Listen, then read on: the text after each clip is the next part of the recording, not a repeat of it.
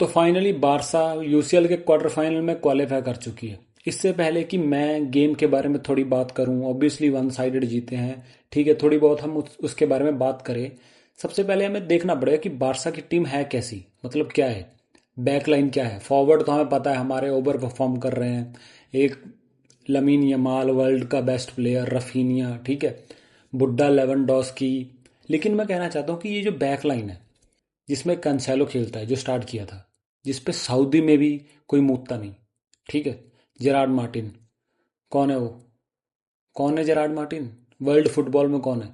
I know उसने semifinal में पिछले सीजन असिस्ट दिया था और मतलब बहुत ही अच्छी परफॉर्मेंस दी थी, वो अलग बात है। कुबारसी तुम कह सकते हो कि 2-3 सीजन से कंसिस्टेंट स्टार्टिंग 11 में खेल रहा है और तुम्हें पता है बॉल प्लेइंग सेंटर बैक, ठीक है, कुबारसी का मान लिया मैंने।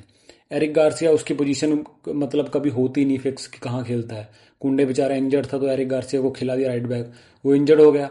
उसके बाद वो दड़े मार आया बैल बुद्धि अराउहो। ये हमारी बैकलाइन, ठीक है। इस बैकलाइन के साथ हमने यूसीएल के क्वार्टर फाइनल में क्वालिफाई कर लिया है विद मतलब इतनी अच्छी विन, ठीक है, मान गया मैं। 2 गोल भी खा लिए, वो तो मतलब ऐसे कोई शॉकिंग बात है नहीं, हम नॉर्मल ही है वो गोल खाने तो।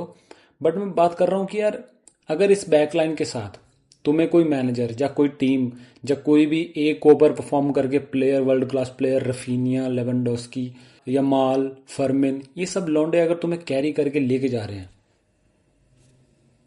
नॉर्मल नहीं है ये, सच में नॉर्मल नहीं है ये। भाई सामने टीमें आ रही हैं पूरी बैकलाइन पे, ऐसे हॉल, बर्न्स, ये सब टोनाली लौंडे, पता नहीं कौन कौन से, ट्रिपियर, हमारे पास यार रिजेक्टेड माल पड़ा हुआ है। तो इन सब लॉन्डो से परफॉर्मेंस निकलवाना, ठीक है, तुम्हें हांसी फ्लिक को प्रेज करना पड़ेगा, उसको क्रेडिट देना पड़ेगा उस जर्मन लॉन्डे को। मतलब अगर तुम बारसा फैन हो मेरी तरह, जो तुमने मतलब रातें देखी हैं वो कोमन और पुराने मैनेजर्स के अंडर देखी हैं, जो वो गंदी गंदी रातें वो फुटबॉल में हमने देखा है, अच्छे अच्छे प्लेयर्स होने के बाद भी यू नो ये सब चीज़ें, तो तुम्हें घुटनों पे आ जाना चाहिए भाई हांसी फ्लिक के सामने। सच में तुम्हें इतना प्रेज करना चाहिए उस लौंडे को।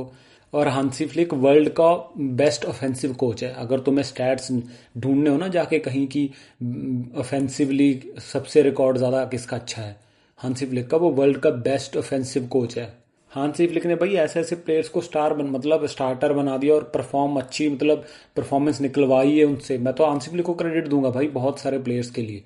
बोलते हैं ना सड़क से उठा के स्टार बना दिया, ये तो भाई यही लौंडा कर सकता है। अभी वो नया राइट बैक खिला रहा है, जावी स्पाट जो भी नाम है उसका, नए लौंडे का।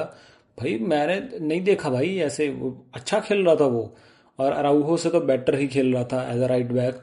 तो मैं यही कहता हूँ कि भाई हांसी फ्लिक को तुम्हें क्रेडिट देना पड़ेगा ये सब चीज़ों का, ये चीज़ें नॉर्मल नहीं हैं।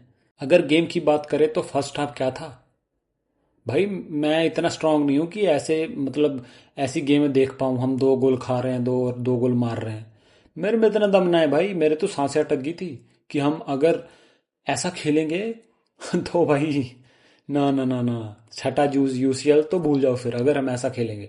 भाई मैं ऐसा फर्स्ट हाफ मैं नहीं देख सकता, मैं बहुत कमज़ोर दिल का हूँ भाई, मैं नहीं देख सकता ऐसा first half. I know second half में हमने मतलब गेम ख़त्म ही कर दी, बहुत ही मतलब पीट ही दिया।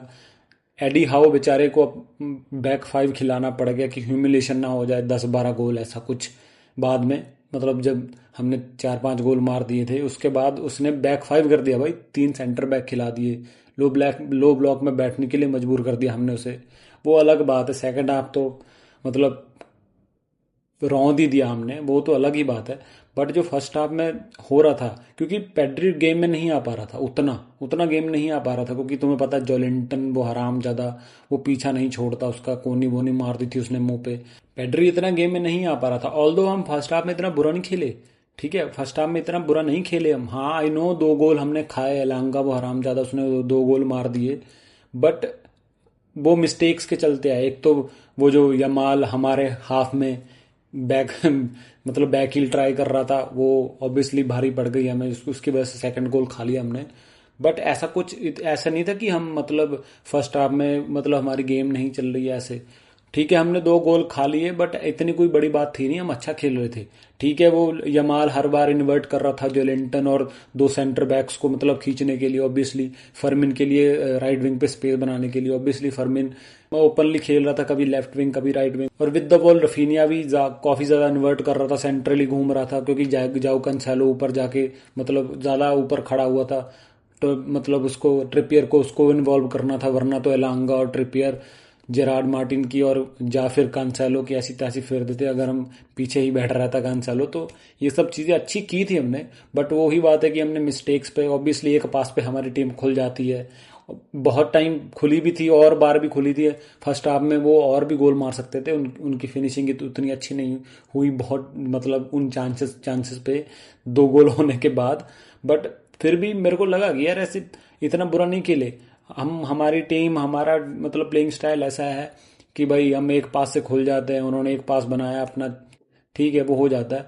बट थोड़ी फट रही थी यार ऐसे देख के कि अगर ऐसे हम चलेंगे तो यूसीएल क्वार्टर फाइनल तो ड्रीम ही होगा, क्योंकि अगर तुम सेकंड हाफ भी हम ऐसे खेलते मर मरा के जीतते, तो मैं कॉन्फिडेंट कैसे होऊंगा ये इस टीम से, फिर कैसे नहीं हो पाऊंगा। तो ये सब चीज़ें हुई हैं, तुम्हें प्रेज करना पड़ेगा फर्मिन को, लेवेंडोस्की को, वो 37 साल का बुढ़ा जो आज भी डमी दे के गोलकीपर को झका के फिर गोल मारता है, मतलब टॉप फिनिश मारता है। ठीक है हेडर तो ठीक है मतलब मार दिया उसने, बट मेसी का रिकॉर्ड तोड़ दिया उसने, अलग अलग मतलब 41 टीम्स के अलग अलग टीम्स के खिलाफ गोल मारने वाला। तो इन सब चीज़ों को तुम्हें प्रेज करना पड़ेगा। ऑब्वियसली रफीनिया जब अपनी पे आता, तुम्हें पता है 2 गोल 2 असिस्ट उसने कर दिया। ठीक है यमाल ने जब गुद्दी से पकड़ी इन्वर्ट कर करके चीज़ें, जब उसने बॉल मांगी, ठीक है जब, तो तुम्हें पता है यार, तुम इन सब लॉन्डो को प्रेज करना पड़ेगा। 7-2 दिखते हैं, बट मारना आसान नहीं भाई, सच में। इतनी फिजिकल टीम न्यू कासल के खिलाफ मारना आसान नहीं है। आई नो तुमने 1-2 गोल 2-3 गोल मारने के बाद सेकंड हाफ में उनको डेड ही कर दिया था, फिर तो ओब्वियसली एक गोल तो मिस्टेक से आया था। मतलब ये यमाल ने उसको हॉल, जोलिंटन, बर्न्स और जो भी एक और सेंटर बैक, इन सबको काटने के बाद फिर जाना पड़ रहा था। ठीक है अब लौंडे आसान है बोलना कि ये यमाल की गेम ऐसी थी, अगर ना जाती मतलब अगर वो गोल असिस्ट ऐसा कुछ ना कर पाता, तो आसान होता है ना किसी प्लेयर को टारगेट करना कि यार गेम इतनी अच्छी नहीं थी। बट जो ये सब लॉन्डिस पे चढ़े हुए थे, इन सबको ऐसे ऐसे करके लेके जाना, गोल मारना, असिस्ट देना आसान थोड़ी है यार। तो तुम्हें इन सब लॉन्डो को प्रेज करना पड़ेगा, और हांसी फ्लिक को मैं स्पेशली पहले भी बोल चुका हूँ, प्रेज करना पड़ेगा भाई। इन इस बैक लाइन से अगर हम यहाँ तक पहुंच पाए यूसीएल में सेमीफाइनल, ऑब्वियसली अगर पहुंच पाए, बहुत बड़ी बात है इस बैकलाइन से।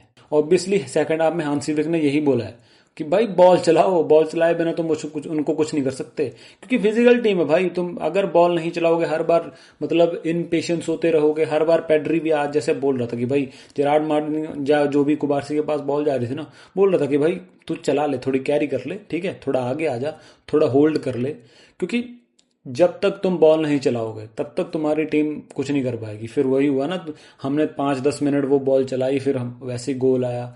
ऑब्वियसली जेरार्ड मार्टिन ने वो क्या ही पास दिया था। मैं बोलता हूँ तुम लोगों की, लेफ्ट फुटेड सेंटर बैक जो चीज़ें कर सकता है, इतने एंगल्स वो देख सकता है, जो ऑब्वियसली वो ट्रेडिशनल सेंटर बैक नहीं है, बट फिर भी लेफ्ट फुटेड है तो है ना वो। उसने वो जो रफीनिया को देखा, रफीनिया का रन देखा या जो भी है, ठीक है, फिर उसके बाद फर्मिन का वो कुत्तों वाला रन और काम फिनिश, वो तो अलग ही लेवल की थी। बट तुम्हें प्रेज करना पड़ेगा यार ये सब चीज़ें। हांसी फ्लिक ठीक है ये सब चीज़ें करता है, जेरार्ड मार्टिन असिस्ट दे के बैठा हुआ है, ठीक है, तो टीम ने अच्छा परफॉर्म किया यार।